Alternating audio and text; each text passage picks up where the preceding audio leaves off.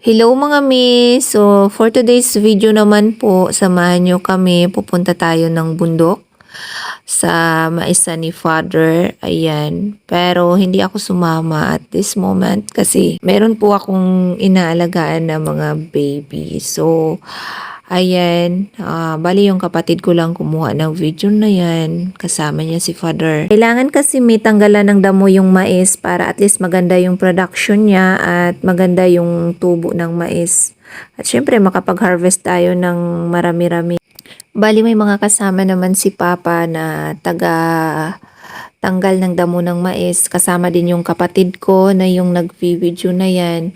And yun nga, makikita natin maganda yung tubo ng mais dahil sa panay ulan ngayon. Siguro mga ilang weeks na lang yan, hintayin natin para makapag-harvest tayo at pwede na tayo maglaga ng mais. O, diba? Ang sarap nun. Pag sa bundok ka kasi pagka maulan na, pwede ka na magtanim ng kahit na ano.